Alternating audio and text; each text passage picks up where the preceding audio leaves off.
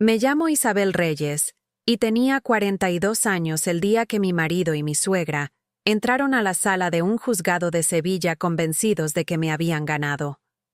Yo ya estaba sentada cuando llegaron. La sala olía a papel viejo y a climatización excesiva, esa mezcla que solo existe en edificios públicos, donde el tiempo parece moverse más despacio que en cualquier otro lugar. Las paredes eran de un color crema apagado, que en otra época debió ser blanco. La luz entraba por una ventana alta, en una franja oblicua que cruzaba el suelo de baldosa hasta detenerse justo frente a la mesa del juez. Me había sentado antes de que llegaran a propósito. Quería estar ya instalada, ya tranquila, ya en mi lugar, cuando ellos entraran. Y así fue. Alejandro Soto entró primero, con su abogado al lado. Luego entró Graciela, su madre, con el bolso de piel camel que yo había visto colgado en su brazo en cada reunión familiar de los últimos 4 años. Llevaba también un pañuelo en la mano. Sus ojos estaban secos. Alejandro no me miró al entrar. Graciela sí. Me miró exactamente 2 segundos. Luego apartó los ojos hacia la mesa del juez, como si ya estuviera calculando lo que iba a ver allí. Sobre mi rodilla descansaba una carpeta de cartón azul marino. Dentro, ordenados por fecha y numerados, había documentos que habían tardado 9 días en reunirse y 8 años en existir. El juez entró. Tomó asiento. Miró a las partes, primero a un lado, luego al otro. Alejandro puso las manos sobre la mesa. Yo dejé la carpeta donde estaba. El abogado de Alejandro comenzó a hablar. Habló durante 21 minutos sobre fondos de procedencia incierta, sobre un billete falso, sobre el derecho de un cónyuge a conocer la situación patrimonial real de su esposa antes de proceder a un divorcio. Habló con la voz tranquila y organizada de alguien que no sabe lo que está a punto de encontrar. Cuando terminó, el juez me miró.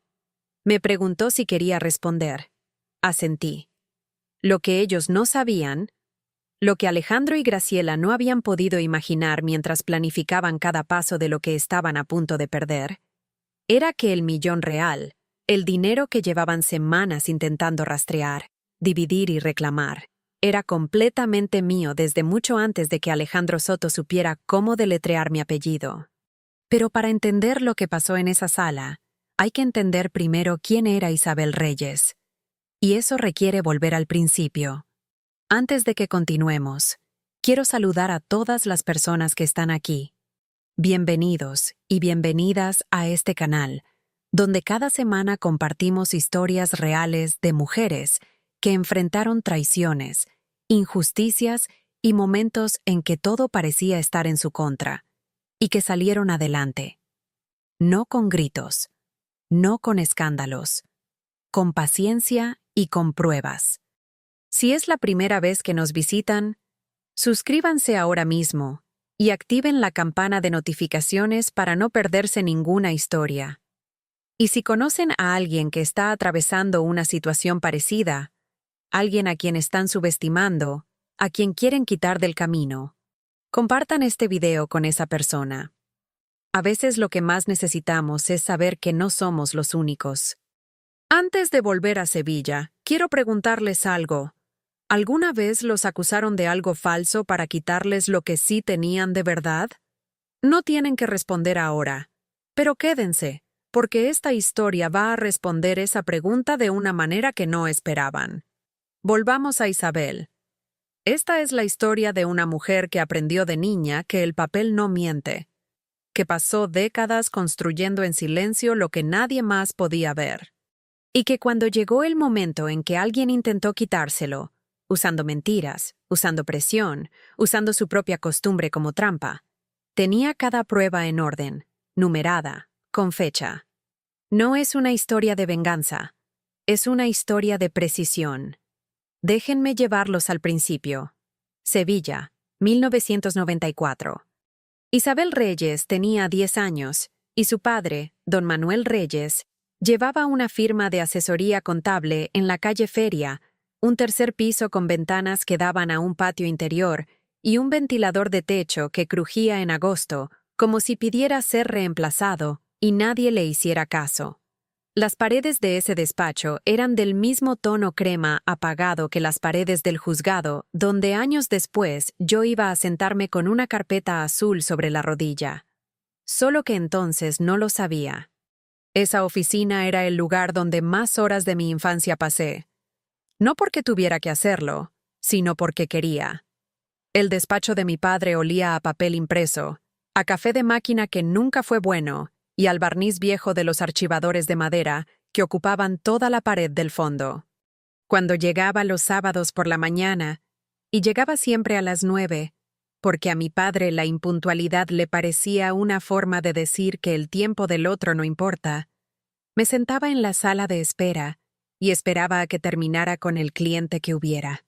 La sala tenía 3 sillas de plástico azul, una planta que nunca dio señales de vida ni de muerte, y una revista de economía atrasada 2 años que yo terminé leyendo completa antes de los 12.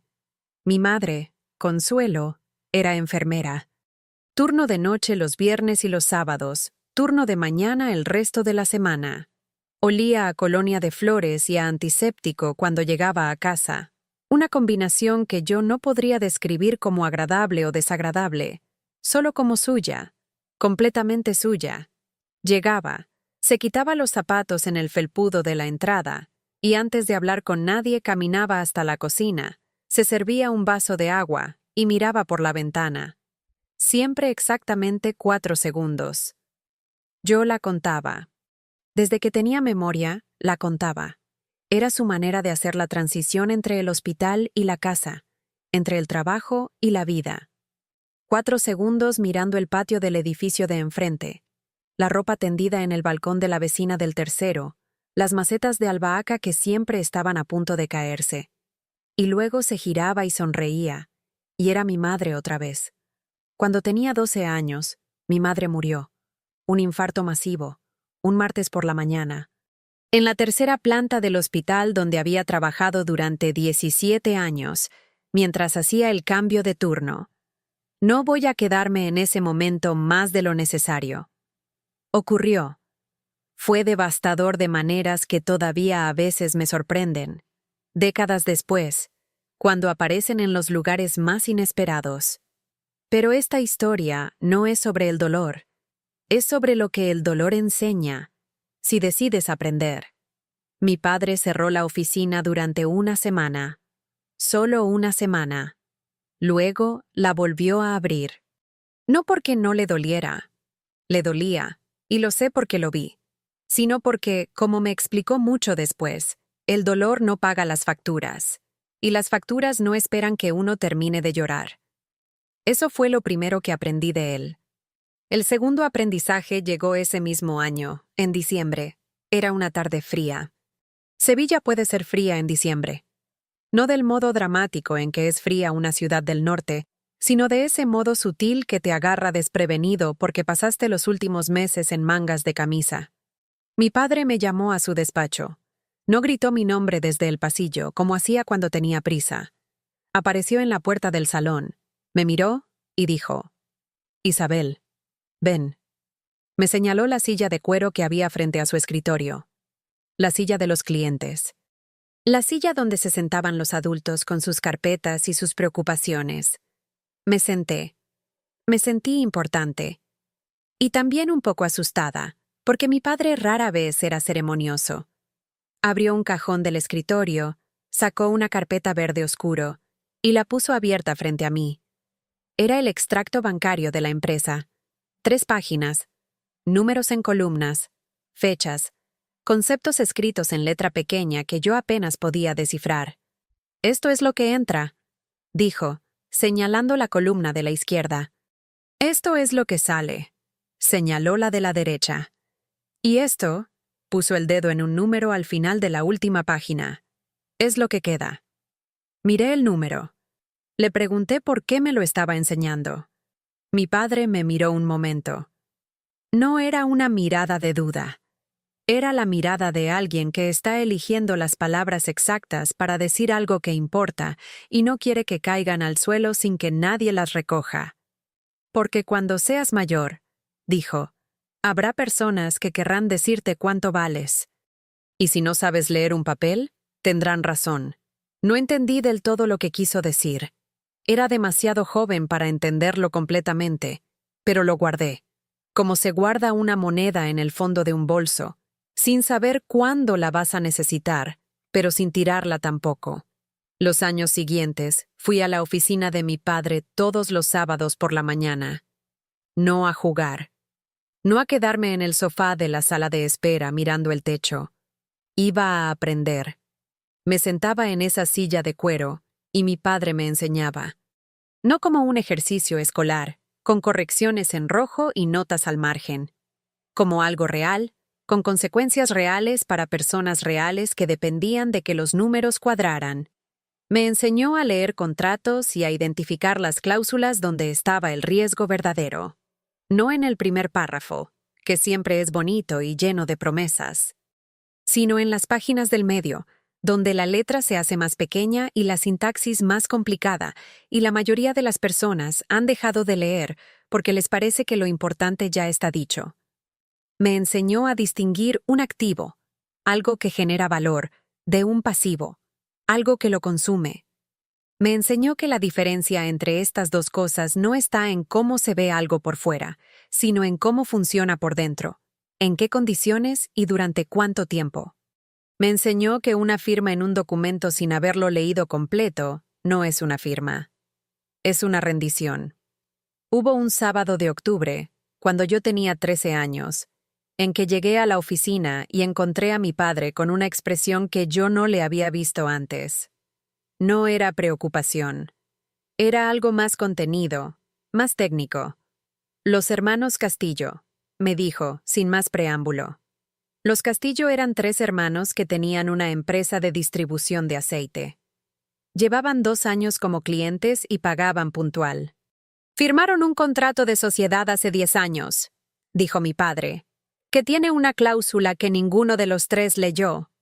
Si uno de los socios muere, los otros 2 tienen derecho de compra preferente sobre la parte del fallecido, a precio de tasación del año en que se firmó el contrato. Hace 10 años, la empresa no valía nada. Ahora vale mucho. Y el mayor de los hermanos está enfermo. Me quedé callada un momento. ¿Y qué vas a decirles? Mi padre me miró. Eso es lo que vamos a pensar tú y yo esta mañana. Trabajamos durante 2 horas. Yo no entendía todo, pero entendía suficiente. Y al final de esas 2 horas, mi padre tenía 3 opciones redactadas en papel para presentarle a los Castillo el lunes siguiente. Esa tarde, cuando salíamos, me miró y dijo, la cláusula estaba en la página 11. Nadie lee la página 11. Desde entonces, yo siempre leo la página 11. A los 15 ya podía leer un balance general con más fluidez que muchos de los clientes adultos que llegaban a pedirle consejo a mi padre. A los 16, él dejó una hoja en blanco sobre el escritorio un sábado por la mañana. Me miró y dijo, tengo que hacer una llamada. Cuando vuelva, quiero el borrador del informe para los Carmona. Los Carmona eran un matrimonio que llevaba 3 años como clientes. Tenían una pequeña empresa de distribución con los libros contables en un estado que hacía que mi padre, que era un hombre paciente, apretara los labios cada vez que los abría. Salió del despacho. Yo miré la hoja en blanco. Y la llené. El informe no era perfecto, pero era correcto. Mi padre lo revisó en silencio cuando volvió, cambió 2 frases, y lo firmó. No me dijo que estaba bien hecho, pero lo firmó. Y eso era suficiente. Hubo un momento ese año que no he olvidado. El entierro de la abuela paterna fue en otoño, en un pueblo de la provincia. Vinieron primos y tíos que yo había visto solo en fotografías, con esa mezcla característica de tristeza genuina y conversaciones de sobremesa sobre quién heredaba qué y cuánto costaba mantener la casa familiar. En algún punto de esa tarde, una tía en 2º grado, pelo blanco, pendientes de perlas, voz que llevaba décadas acostumbrada a que la escucharan, se acercó a mi padre y me señaló con la mirada. Manuel, dijo, esta niña no necesita saber de dinero. Para eso están los maridos. Mi padre no respondió nada. Yo tampoco, pero lo anoté.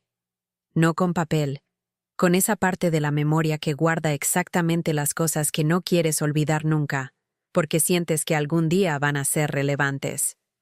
Resultó que tenía razón en eso también. Estudié Administración de Empresas en la Universidad de Sevilla. 4 años. Mención en Finanzas Corporativas. No fui la mejor de mi clase. Fui la más constante. Hay una diferencia importante entre las dos cosas, y durante mucho tiempo subestimé esa diferencia, porque el mundo suele premiar a la que brilla rápido y olvidar a la que trabaja sin pausa. La mejor de la clase gana los premios en los exámenes. La más constante aprende a entender los mecanismos. Aprende cómo funciona algo por dentro. ¿Qué pasa cuando alguien intenta manipularlo? ¿Qué documentos protegen a quién? ¿Por qué? ¿Y en qué circunstancias dejan de proteger? Eso último, ¿en qué circunstancias dejan de proteger? Era lo que me interesaba. A los 24 hice mis prácticas en una firma de inversiones privadas de Madrid. Una firma discreta, sin nombre llamativo en la fachada, que gestionaba patrimonio para familias con activos importantes, que preferían no ser conocidas como familias con activos importantes. Aprendí más en los primeros 6 meses de esas prácticas que en los 4 años de carrera. No porque la carrera fuera inútil, sino porque la carrera me había dado el lenguaje, y las prácticas me enseñaron a qué olía la realidad cuando ese lenguaje se aplica. A los 28 ya era asesora de patrimonio en esa misma firma. Asesora de patrimonio significa, en lenguaje cotidiano, que ayudas a personas con dinero a organizar ese dinero de manera que nadie pueda quitárselo por accidente, por descuido, o por alguien que se acercara demasiado con intenciones que al principio parecían otra cosa. Fue en esa firma donde aprendí en profundidad sobre los fideicomisos patrimoniales. Un fideicomiso, o trust, como se llama en algunos países de habla inglesa donde este instrumento tiene más tradición, es un contrato legal por el cual una persona transfiere sus bienes a un administrador designado, que los gestiona según las instrucciones del contrato. La clave está en esto. Los bienes dentro del fideicomiso no pertenecen legalmente al creador del contrato. Pertenecen al fideicomiso mismo. Son una entidad separada. Eso significa que, en caso de divorcio, de deuda personal, de demanda legal o de cualquier disputa sobre el patrimonio, esos bienes están protegidos. No entran en ningún reparto. No son accesibles para ningún acreedor que no sea parte del contrato. Intocables. Asesoré durante 6 años a otras personas sobre cómo crear fideicomisos y gestionarlos correctamente. Uno de esos casos lo recuerdo con claridad. Una clienta que había construido sola, durante 20 años, una empresa de textil en Cataluña. Cuando se divorció, su marido intentó reclamar la mitad de la empresa, argumentando que él había contribuido moralmente al negocio siendo su apoyo emocional durante 2 décadas. El fideicomiso que ella había constituido 4 años antes protegió cada acción. No hubo nada que reclamar. El juez leyó el contrato y cerró la carpeta. Cuando salí de esa reunión, en el pasillo, la clienta me dijo algo que no olvidé. La gente cree que el dinero da poder, pero no es el dinero. Son los papeles que lo respaldan. Vi cómo funcionaban los fideicomisos. Vi también cómo no funcionaban. En los pocos casos en que el instrumento se había constituido mal, con documentación incompleta o con fondos cuyo origen no estaba correctamente justificado. Tomé nota de cada error. A los 34 años, mi padre murió. Fue en primavera, de una enfermedad que había llevado con la misma discreción con que había llevado todo en su vida, sin alaracas y sin pedir que nadie le cambiara la agenda por él. Me lo comunicaron un jueves. El lunes siguiente estaba en Sevilla, cerrando la oficina de la calle Feria por última vez. El ventilador de techo no crujía ese día. Alguien lo había apagado. La herencia no era una fortuna. Era suficiente. La empresa, vendida a un colega de mi padre que llevaba años esperando esa oportunidad. El piso del centro, que ya estaba pagado, y una cantidad en efectivo que el notario mencionó con la misma neutralidad con que habría mencionado cualquier otro número, pero que a mí me dejó en silencio unos segundos porque era más de lo que yo sabía que existía. Mi padre había estado guardando durante 30 años, sin decírselo a nadie, sin gastar, solo guardando, con la misma paciencia silenciosa con que había enseñado a leer balances a una niña de 12 años en una silla de cuero frente a un escritorio de madera. Tardé 3 meses en decidir qué hacer con esa herencia. La invertí en parte, ahorré otra parte, y el resto, sumado a mis propios ahorros de 10 años de trabajo bien pagado en Madrid, lo destiné a constituir un fideicomiso privado. Lo hice un martes por la mañana, sola, en la misma notaría de la calle Feria donde mi padre había firmado los contratos de su empresa durante 30 años. El mostrador de madera, la lámpara de luz amarillenta, el olor a papel impreso y a barniz que nadie había cambiado en décadas. El notario me preguntó si alguien me acompañaría para firmar. Le dije que no. Me preguntó si estaba segura de los términos y condiciones del contrato. Le dije que sí. Firmé. El fideicomiso quedó constituido con un valor inicial de 840.000 euros, entre bienes inmuebles, activos financieros y liquidez.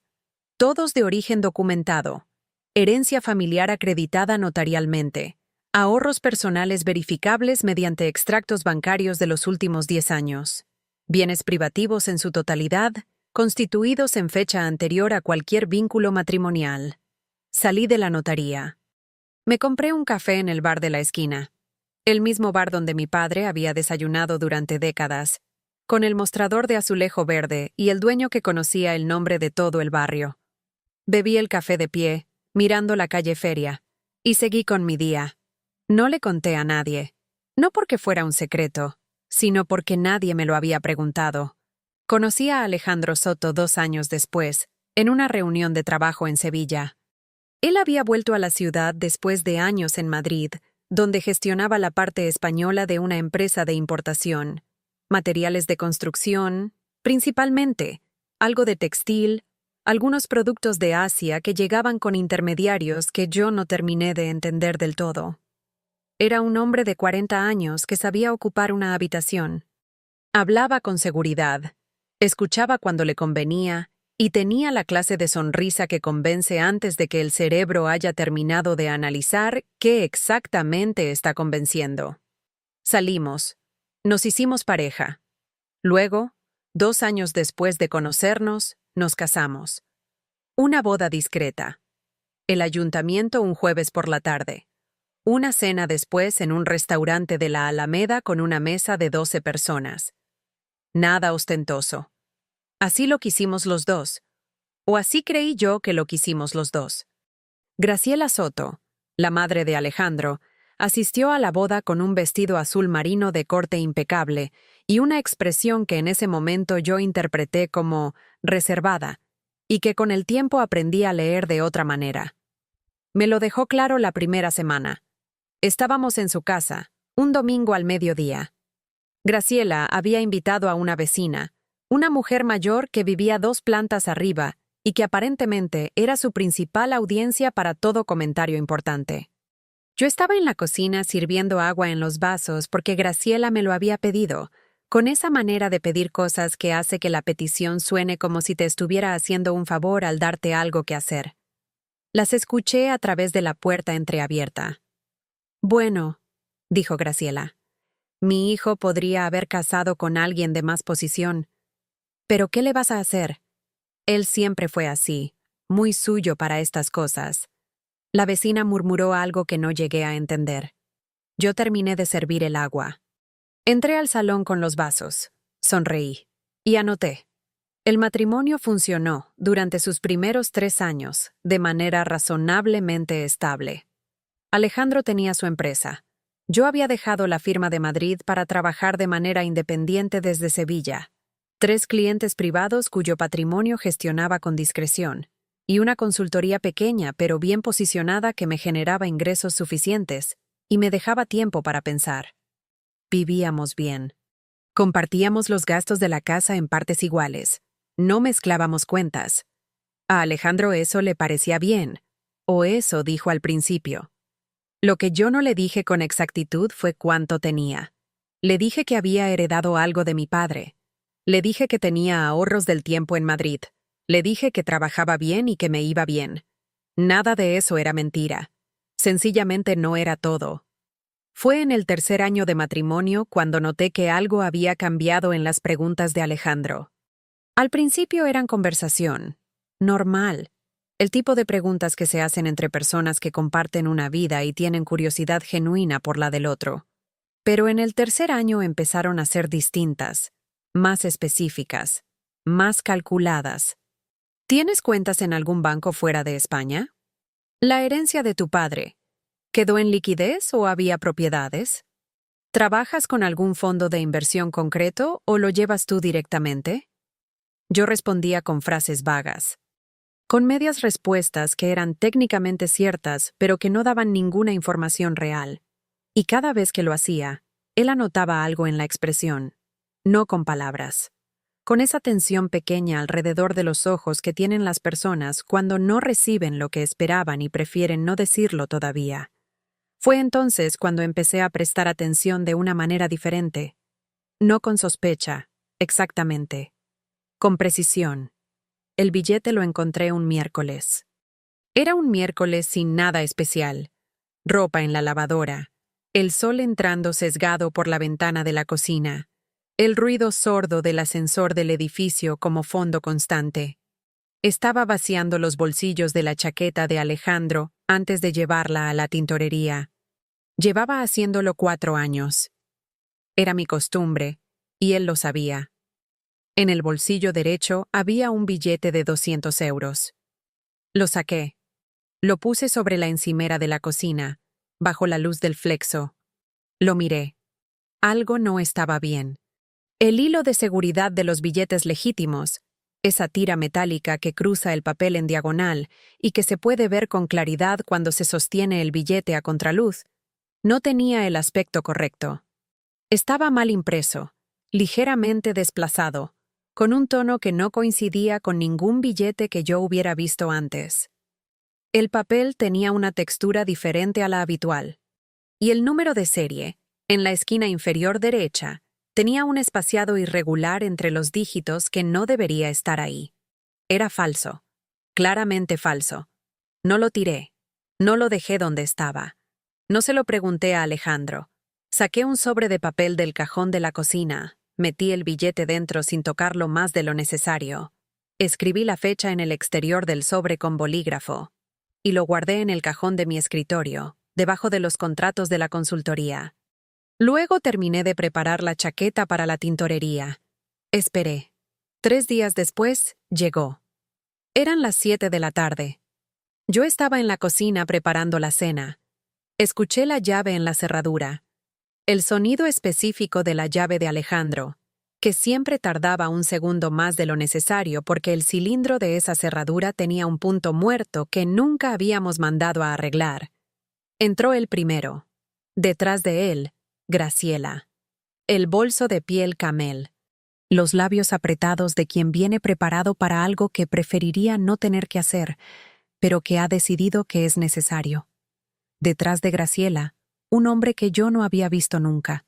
Traje oscuro, maletín, expresión de alguien que prefiere mirar los documentos antes que a las personas. Un abogado. Alejandro dejó una carpeta sobre la mesa del comedor. Isabel, dijo, tenemos que hablar. Me sequé las manos con el paño de cocina. Me senté en la silla de la cabecera, la que siempre era mía, la que daba a la ventana. La carpeta contenía papeles de divorcio, ya firmados por Alejandro. La firma era clara, en tinta negra, en el ángulo inferior de cada página. El abogado habló primero. Dijo que habían recibido información, no especificó de quién ni de qué tipo, de que yo poseía fondos de procedencia incierta, que esta situación representaba un riesgo reputacional significativo para su cliente, el señor Alejandro Soto, que lo más conveniente para todas las partes era resolver el divorcio de manera rápida y sin complicaciones adicionales. Luego Alejandro apartó los ojos de la carpeta y me miró. «No puedo arriesgar mi reputación por ti», dijo. La frase era seca, sin más adorno, como si la hubiera practicado. Graciela asintió muy despacio, con los labios apretados, mirando un punto ligeramente por encima de mi cabeza. Luego me miró a mí directamente. «Isabel», dijo, «firma ahora y todo esto termina limpio. Te lo digo sin maldad, es lo mejor que puedes hacer en este momento». Los miré a los tres. Al abogado, que revisaba algo en sus papeles y seguía sin mirarme. A Graciela, que sostenía el bolso con ambas manos como si fuera un escudo. A Alejandro, que por fin me miraba. Y yo reconocí en esa mirada algo específico. Algo que había visto antes en clientes que llegaban a la consultoría con documentos que no cuadraban. Urgencia disfrazada de calma. El esfuerzo visible de quien está controlando algo que preferiría no tener que controlar. Dije, «Está bien, solo eso». Alejandro abrió la boca ligeramente. Esperaba algo más. Lágrimas, quizás. Preguntas, reproches.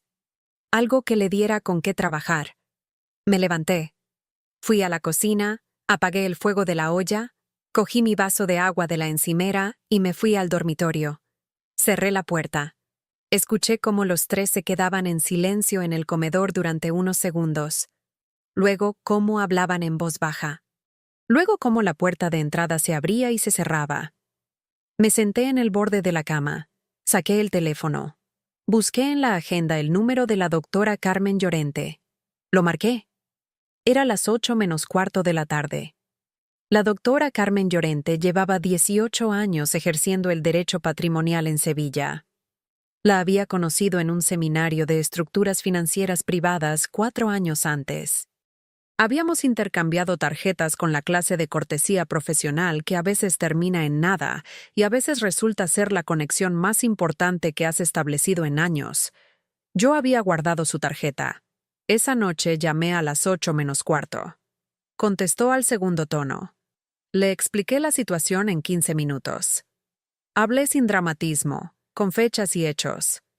Ella escuchó sin interrumpir. Cuando terminé, hubo una pausa de quizás 4 segundos. Luego me hizo 2 preguntas. Primera, ¿el fideicomiso había sido constituido antes del matrimonio, con fondos propios, con documentación de origen verificable? Le dije que sí. Escritura notarial, fecha anterior al matrimonio en 8 años, fondos de herencia documentada y ahorro personal verificable. Segunda, ¿tenía el billete falso en mi poder? Le dije que sí, en un sobre con fecha, guardado en mi escritorio desde el día en que lo encontré. Otra pausa, más breve esta vez. Escúchame bien, dijo la doctora Llorente. Los bienes dentro de tu fideicomiso son bienes privativos. La ley española establece que los bienes privativos, es decir, los que pertenecen exclusivamente a uno de los cónyuges, constituidos antes del matrimonio o adquiridos durante él con fondos propios y documentados, no forman parte de la liquidación de la sociedad de gananciales. En términos simples, Alejandro no tiene ningún derecho legal sobre ningún euro de ese fideicomiso. Ninguno. ¿Y las acusaciones sobre el dinero? Pregunté. Eso, dijo, es donde se complica la situación para ellos. En España, presentar acusaciones falsas en el contexto de un procedimiento judicial o utilizarlas como instrumento de presión para obtener ventajas en un proceso civil puede constituir denuncia falsa. Está tipificado en el Código Penal. Si afirman ante un juez que tus fondos son de procedencia ilícita y no pueden demostrarlo, tienen un problema de naturaleza penal, no solo civil. Procesé esto en silencio. ¿Cuántas pruebas necesitas de mi parte? Pregunté. La doctora Llorente no dudó. Todo lo que tengas. Empieza a reunir todo esta noche si puedes. ¿Cuándo nos vemos? Mañana, dijo. A las 9. Colgué. Apagué la luz del dormitorio. Me quedé mirando el techo oscuro. No sentí miedo. Sentí lo que siempre he sentido cuando entiendo claramente cuál es el siguiente paso. Una calma específica que no es ausencia de tensión, sino presencia de dirección. Tenía trabajo que hacer. Trabajé durante 9 días. La doctora Llorente y yo nos reunimos cada tarde en su despacho, una sala pequeña con libros de derecho en todas las paredes, y una planta de ficus en la esquina que yo miraba de vez en cuando mientras hablábamos, pensando que era exactamente el tipo de planta que da la sensación de que el tiempo aquí no se desperdicia. Construimos el dossier pieza a pieza, con la misma lógica con que se construye un balance contable. Primero el origen, luego el movimiento, luego el estado actual. Cada documento en su lugar, cada prueba con su contexto. La doctora Llorente tenía una manera de trabajar que reconocí desde el primer día, porque se parecía a la de mi padre. No hacía preguntas innecesarias. Cuando necesitaba algo, lo pedía con precisión. Cuando yo le entregaba algo, lo revisaba sin decir nada durante un momento, y luego decía, bien, o necesito más, sin adorno adicional. Con ella, el trabajo avanzaba. Primera pieza. La escritura notarial del fideicomiso. Fecha. 8 años antes de la firma del matrimonio civil. Notaría. Calle Feria, Sevilla. Contenido. Relación completa de bienes, con origen desglosado en 2 columnas. Herencia paterna documentada y ahorros personales verificados. Firma del notario. Número de registro. Todo en orden. Todo verificable. Todo limpio. Segunda pieza. Los extractos bancarios de los últimos 12 años. Depósitos de nómina de la firma de Madrid, contratos con clientes de la consultoría, transferencias con concepto identificado en cada línea. No había una sola entrada de dinero sin justificación. No había una sola salida que no pudiera rastrearse hasta su destino. El origen de cada euro era verificable. Tercera pieza. El sobre con el billete falso. Preservado. Con fecha escrita a mano en el exterior. Las huellas dactilares en el billete. Que la doctora Llorente mandó analizar mediante un perito privado, correspondían en su totalidad a Alejandro Soto. Las mías no estaban porque yo lo había tocado lo mínimo posible desde el primer momento, con la conciencia de alguien que ha pasado años manejando documentos que importan. Y luego llegó la cuarta pieza, la que yo no esperaba. La doctora Llorente me preguntó si teníamos algún dispositivo compartido en casa, algo donde Alejandro pudiera tener sesiones de aplicaciones abiertas. Lo dijo con la misma naturalidad con que habría preguntado si tenía los extractos bancarios del año anterior. Sin énfasis. Como si fuera la siguiente pregunta lógica en una lista que ya había hecho muchas veces. Le dije que sí. Una tablet en el salón que usábamos los dos ocasionalmente. Alejandro la usaba a veces para WhatsApp web cuando dejaba el teléfono en otra habitación. «Revísala esta noche», dijo la doctora Llorente. Con calma, sin apresurarte. Esa noche, con la casa vacía, Alejandro se había ido a casa de su madre desde el día de los papeles. Cogí la tablet de la mesita del salón. Olía a plástico tibio, a pantalla que nadie había limpiado en semanas. La abrí. WhatsApp web seguía activo con la sesión de Alejandro. Fui directamente al hilo de mensajes con Graciela Soto. El hilo tenía semanas de antigüedad.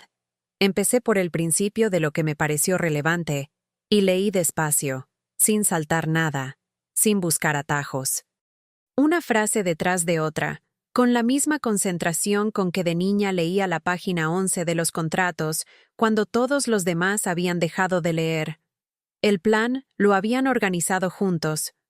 Graciela había escrito primero, en un mensaje de un domingo por la tarde.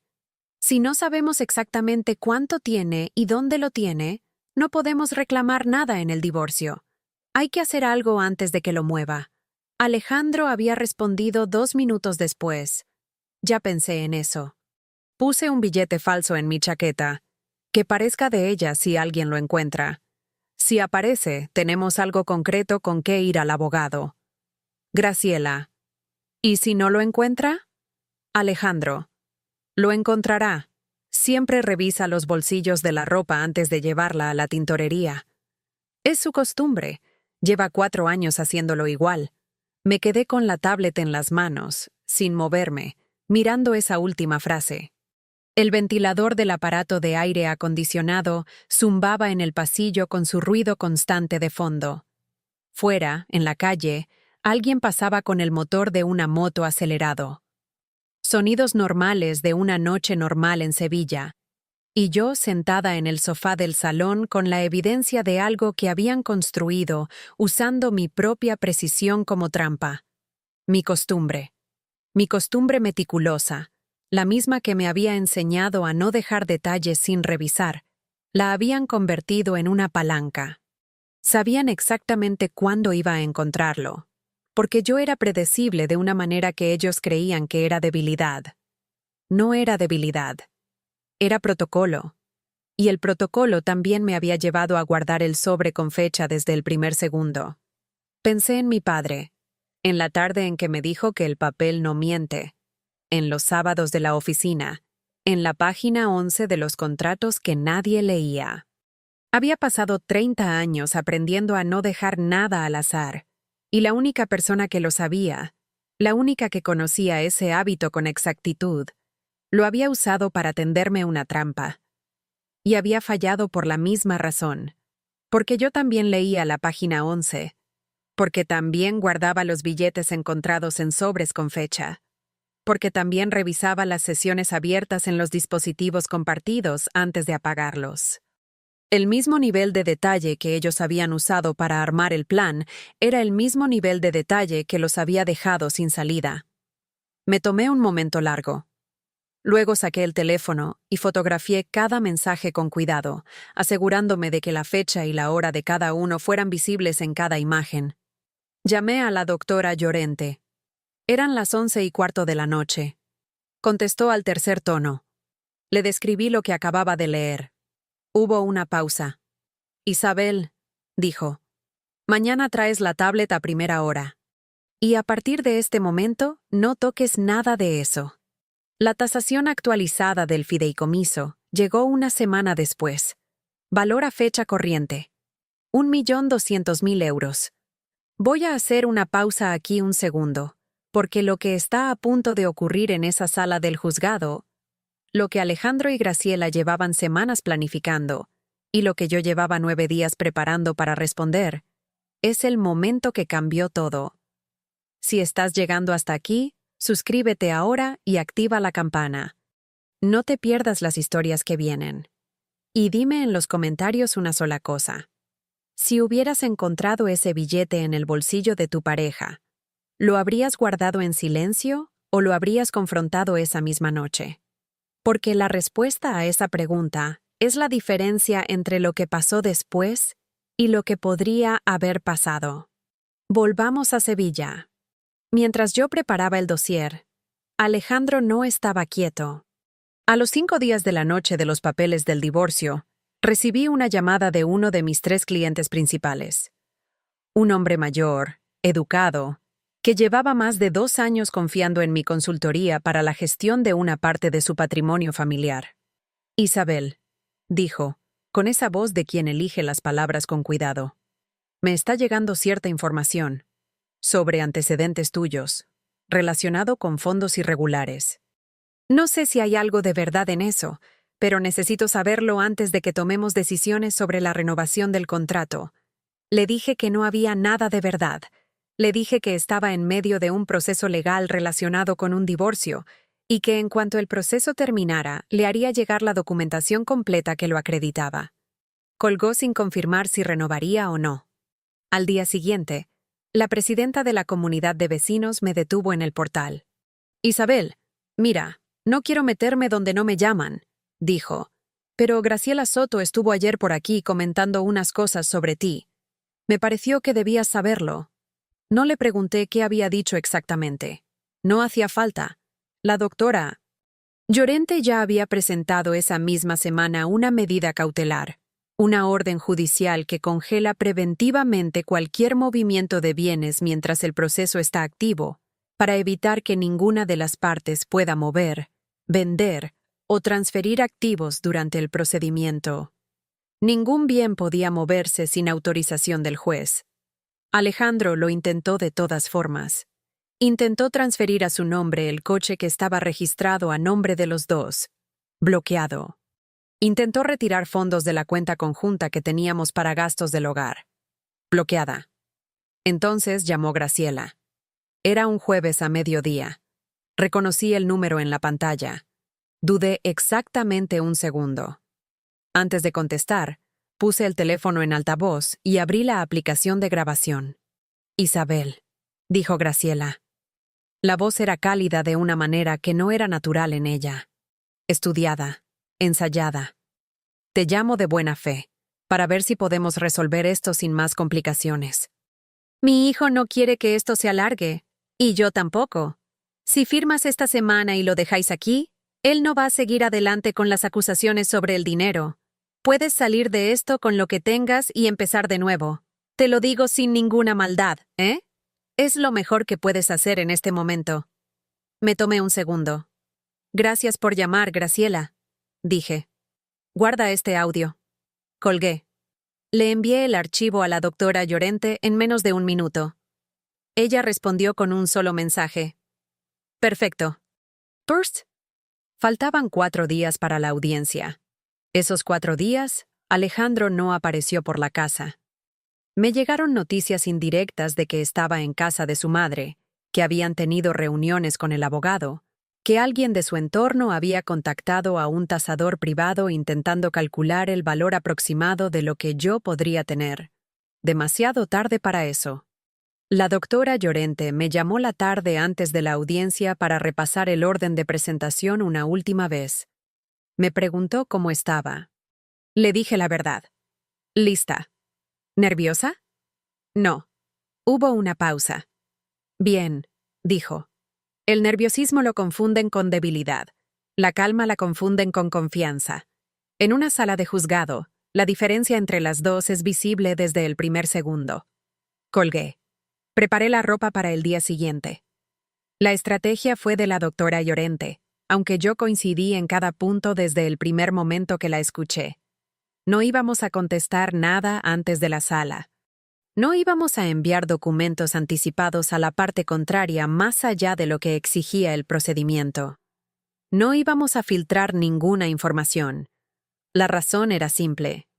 Necesitábamos que Alejandro y su abogado llegaran a esa audiencia completamente convencidos de que tenían razón. Que hablaran primero. Que presentaran su caso en voz alta, frente al juez, sin reservas. Que dijeran todo. El billete, los fondos irregulares, las acusaciones, con plena confianza. Cuando terminaran, respondíamos. Con todo. Le pregunté a la doctora Llorente si había algún riesgo en esa estrategia. Si al dejarlos hablar primero le dábamos a Alejandro la oportunidad de encuadrar la historia antes de que pudiéramos corregirla. Me miró un segundo con la expresión de quien ya ha pensado en eso 3 veces antes de que se lo pregunten. El riesgo, dijo, sería si no tuviéramos las pruebas. Con las pruebas que tenemos, cuanto más hablen mejor. Cada afirmación que hagan sin poder probar es un eslabón que se rompe solo delante del juez. Asentí. La estrategia era sólida. Lo que quedaba era ejecutarla. La noche anterior a la audiencia, revisé el dossier por última vez en el escritorio de mi despacho. El mismo escritorio donde había guardado el sobre desde el primer día. Lo abrí. Saqué el sobre. Lo sostuve un momento sin abrirlo. Olía a papel y a cajón cerrado. A tiempo guardado. Pensé en mi padre. En la oficina de la calle Feria. En la silla de cuero frente a su escritorio, y en la tarde de diciembre en que puso el extracto bancario delante de mí y me dijo que el papel no miente. Verifiqué una última vez el orden de los documentos. Escritura notarial, primera. Extractos bancarios.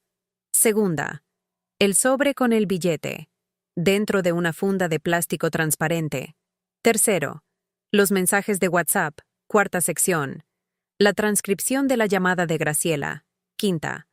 La tasación actualizada del fideicomiso, al final. Todo en orden. Cerré la carpeta. Puse la goma elástica azul que uso para los dossiers importantes, la misma que he usado desde los años en la firma de Madrid, porque los hábitos pequeños también importan. Me fui a dormir a las 11. A la mañana siguiente me levanté a las 7. Me duché. Me puse el traje gris oscuro que había dejado colgado la noche anterior. Discreta, sin adornos, sin nada que llamara la atención. Solo los papeles llaman la atención. La sala del juzgado tenía las paredes de color crema apagado y una ventana alta que dejaba entrar una franja de luz oblicua que cruzaba el suelo de baldosa hasta detenerse justo frente a la mesa del juez. Olía a papel viejo y a climatización excesiva. Llegué antes que ellos. La doctora Llorente llegó 2 minutos después, con el maletín y la expresión neutra que en ella equivalía a confianza total. Se sentó a mi lado. Alineó sus papeles sobre la mesa con cuidado. No hablamos. No hacía falta. Alejandro entró con su abogado, el mismo hombre del traje oscuro de la noche en el comedor. Luego entró Graciela, con el bolso de piel camel y el pañuelo en la mano. Sus ojos seguían secos. Alejandro me miró un segundo al entrar. Luego apartó los ojos. El juez entró. Tomó asiento. Leyó algo en sus papeles durante unos instantes. Luego miró a las partes. El abogado de Alejandro se puso de pie. Habló durante 21 minutos. Dijo que habían recibido información fundada de que Isabel Reyes poseía fondos de procedencia incierta, sin especificar la fuente de esa información ni la naturaleza exacta de la evidencia. Presentó el billete de 200 euros como evidencia de un patrón de manejo financiero irregular.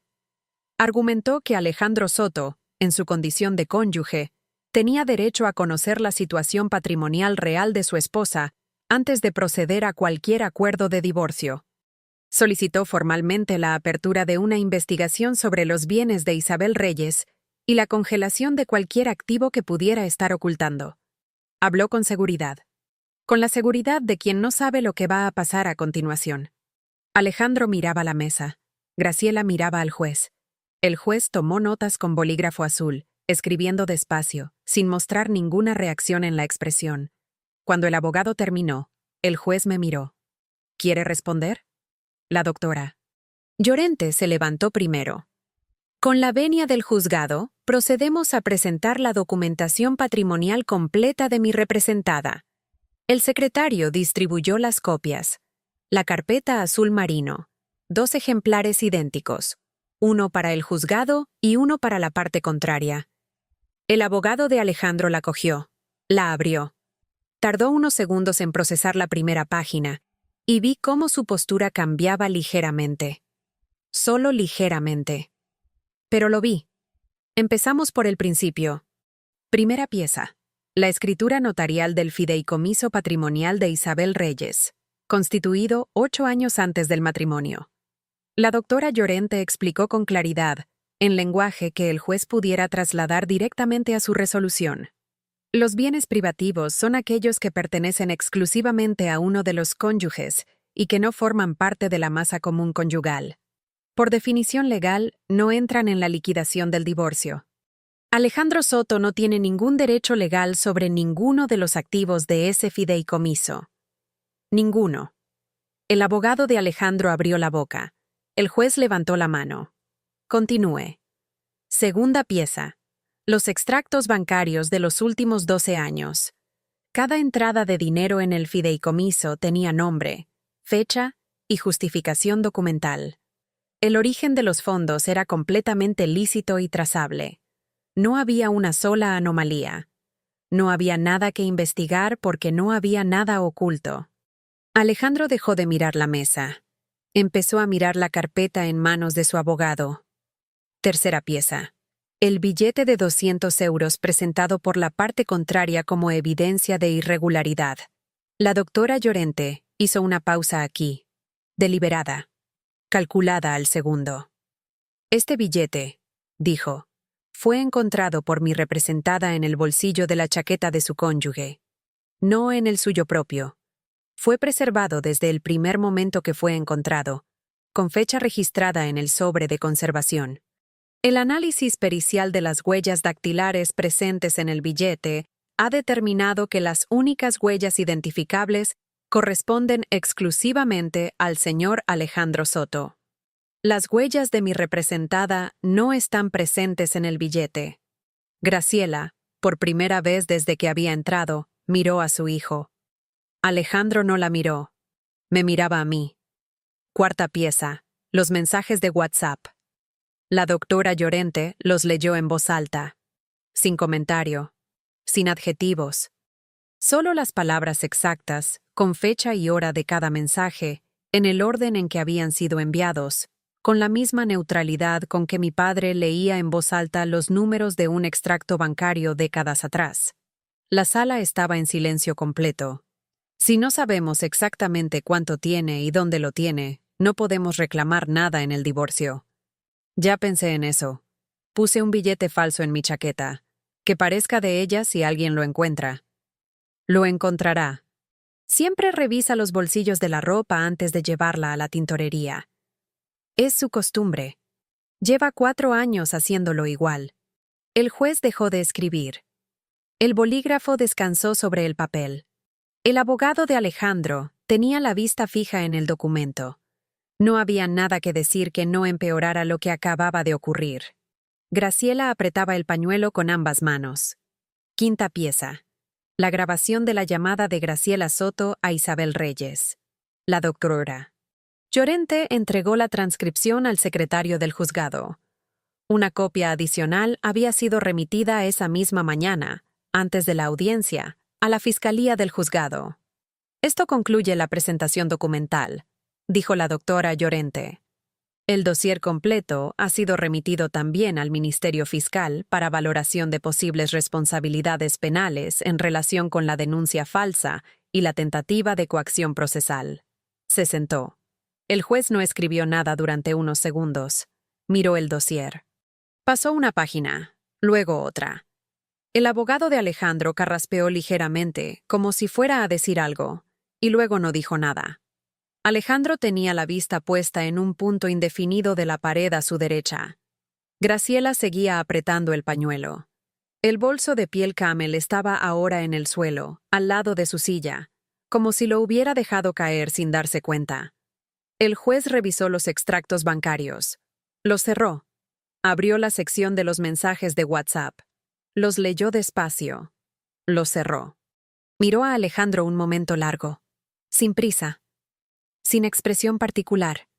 El tipo de silencio que los jueces usan cuando han entendido todo y no hay nada que agregar, y cuando lo que falta decir lo van a decir los hechos solos. Luego me miró a mí. Yo hablé una sola vez. Lo que ellos no sabían, dije, era que el millón real siempre fue mío. Silencio. Un silencio que no se fabrica, que no se provoca. Que llega solo cuando las palabras dicen exactamente lo que necesitan decir y no hay nada que agregar. Las consecuencias no llegaron de golpe. Las consecuencias nunca llegan de golpe. Llegan del modo en que llegan las cosas que son definitivas, despacio, en orden, sin prisa, con el peso de lo que ya no puede deshacerse. Alejandro Soto fue investigado penalmente por denuncia falsa, por haber presentado acusaciones sin fundamento en el contexto de un procedimiento judicial, y por tentativa de fraude patrimonial, que en términos simples, significa haber intentado apropiarse de bienes ajenos valiéndose de una acusación fabricada. Su empresa perdió 2 contratos en el mes siguiente, cuando el proceso quedó parcialmente registrado en los documentos públicos del juzgado y algunos de sus socios comerciales tomaron nota. El divorcio se resolvió enteramente en su contra. No recibió nada del fideicomiso, que nunca le perteneció, y los bienes comunes se liquidaron de manera que ninguno de los dos quedó en deuda con el otro. Salió de ese matrimonio exactamente con lo que había traído. Graciela Soto fue incluida en la demanda civil complementaria que presentó la doctora Llorente semanas después de la audiencia. La grabación de la llamada fue determinante. La presión ejercida para obtener la firma de un documento legal bajo amenaza velada constituía, según el criterio de los peritos, una tentativa de coacción. El proceso sigue su curso. Su abogado solicita una resolución rápida. La doctora Llorente no tiene prisa. Curiosamente, Graciela no volvió a hablar con nadie del edificio sobre mí. La presidenta de la comunidad de vecinos me lo comentó un mes después, con esa mezcla de curiosidad y discreción que caracteriza a quien ha visto más de lo que va a decir en voz alta. Está muy callada últimamente, me dijo. No respondí nada. Los otros dos clientes de la consultoría que no habían llamado durante el proceso me enviaron sendos correos la misma semana. En ambos casos, habían visto el resumen público del procedimiento. En ambos casos, la documentación que presenté en el juzgado, limpia, ordenada, trazable, funcionó mejor que cualquier declaración que yo hubiera podido hacer. El cliente que me había llamado con dudas renovó el contrato 3 semanas después de la audiencia sin mencionar la llamada anterior. Yo tampoco la mencioné. La doctora Llorente me llamó un martes para decirme que el proceso penal contra Alejandro había sido admitido a trámite. ¿Qué significa eso exactamente?, le pregunté, aunque sabía la respuesta. Significa que hay suficientes indicios para que continúe, dijo. El juez considera que hay materia. Colgué. Me serví un vaso de agua. Me quedé un momento frente a la ventana de la cocina. 4 segundos. Luego seguí con mi día. El fideicomiso quedó intacto. 1.200.000 euros, protegidos por sentencia judicial, a nombre de Isabel Reyes, administradora de empresas, 42 años, Sevilla. Privativos. Verificables. Míos. Volví a la notaría de la calle Feria 6 semanas después de la audiencia. No había ninguna razón práctica para ir ese día. No había documentos que firmar. El proceso seguía en manos de la doctora Llorente y avanzaba sin que yo necesitara hacer nada más de momento. Fui de todas formas. Entré. La misma sala de espera que había conocido de niña, cuando acompañaba a mi padre los sábados por la mañana. Las paredes del mismo tono crema. La lámpara de techo con esa luz ligeramente amarillenta que hace que todo lo que ocurre debajo de ella parezca más solemne de lo que es. O exactamente tan solemne como debería ser. El mostrador de madera. Me levanté de la silla de la sala de espera. Caminé hasta el mostrador. Puse la mano sobre la madera. Era fría, como siempre. Ligeramente pulida en el centro, donde décadas de manos habían firmado décadas de documentos con décadas de bolígrafos. Me quedé así un momento. Pensé en la tarde de diciembre en que tenía 12 años y mi padre puso el extracto bancario frente a mí. Pensé en la frase que guardé entonces como se guarda una moneda en el fondo del bolso. Habrá personas que querrán decirte cuánto vales, y si no sabes leer un papel, tendrán razón. Mi padre había muerto antes de ver lo que esa frase me había dado. Antes de ver que su hija había llegado a un juzgado de Sevilla con una carpeta azul marino, y había salido de esa sala con todo lo que él le había enseñado a proteger. Hay cosas que no se pueden contar a tiempo, que solo se entienden después. Esta era una de ellas. Retiré la mano del mostrador. Saludé a la recepcionista. Salí a la calle Feria. El bar de la esquina seguía ahí. El mostrador de azulejo verde. El mismo olor a café y a aceite de oliva de las tostadas. Me pedí un café. Lo bebí de pie, mirando la calle. El papel no miente. Mi padre tenía razón entonces, y sigue teniendo razón ahora. Lo que aprendí en ese proceso, lo que aprendí en todos los años que condujeron a ese proceso, no es que el mundo sea justo. No lo es. Alejandro y Graciela no actuaron como actuaron porque fueran estúpidos. Actuaron así porque el mundo generalmente deja que eso funcione. Porque generalmente la persona que no alza la voz, que no hace escándalo, que guarda silencio cuando la acusan, termina cediendo. Generalmente. Pero hay una diferencia entre guardar silencio por miedo y guardar silencio por estrategia.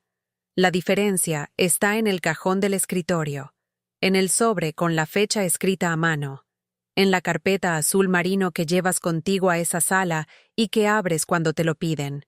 Y en el papel que, cuando lo leen en voz alta, dice exactamente lo que pasó. Si esto que conté hoy te recuerda a algo, a una situación que viviste, a una injusticia que soportaste en silencio, a alguien que intentó hacerte sentir que no valías lo que valías, cuéntamelo en los comentarios. No tienes que dar detalles que no quieras dar. Solo cuéntame que estás ahí. Porque en este canal creemos que la justicia no siempre grita.